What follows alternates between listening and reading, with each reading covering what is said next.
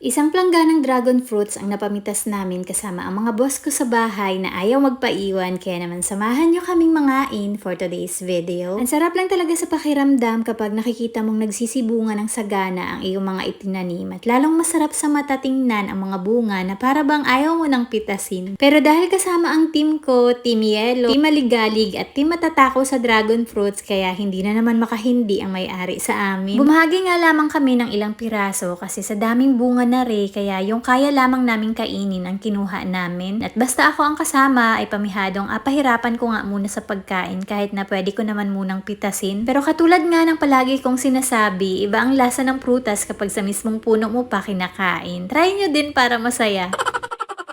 Kita nyo naman aring si Jello ay ayaw na magpakagat sa amin, at alam nyo, isa pa sa kagandahan dito sa dragon fruits na ganitong variety, kahit pag ganyan kakulay yan, ay madali lang talaga matanggal sa damit. Hindi siya nakakamantsa ba? Ayos lang kasi gano'n naman talaga ang mga bata. Minsan, kailangan din na madungi silang tingnan, lalo na kung ganito naman din ang kinakain na super healthy sa kanila. Nakakatuwa nga pagmasdan habang kumakain si Jello kasi pati ako ay natatakam talaga. At alam nyo ba, naubos niya yung isang malaking dragon fruits, at kahit pa nga tulala na tuloy pa rin ang kain.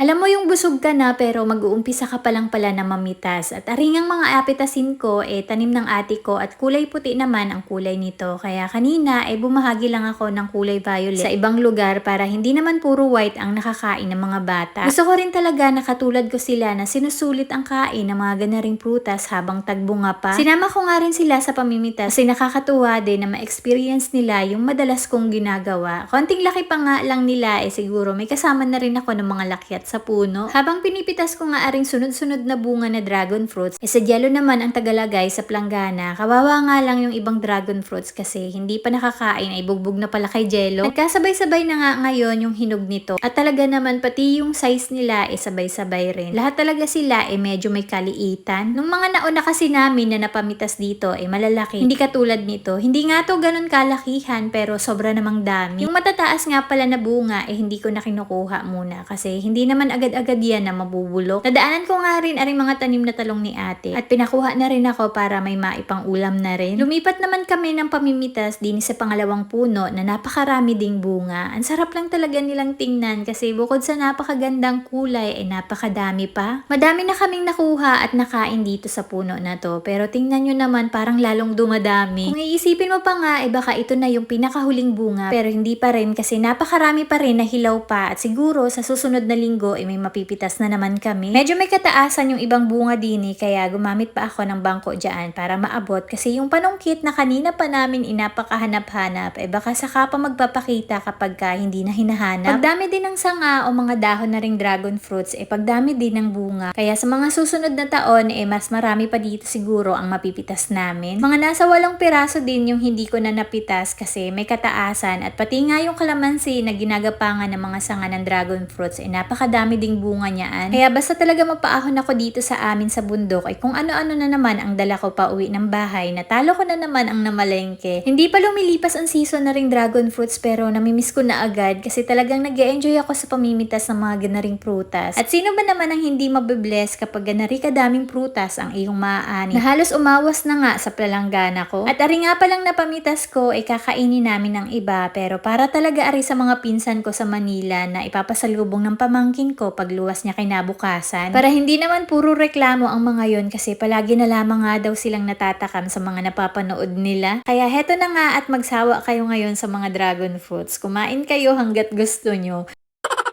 Pero bago yan kami nga muna ang magapakakain din at magapakabusog. And yun lang for today's video. Salamat sa panonood! Bye-bye!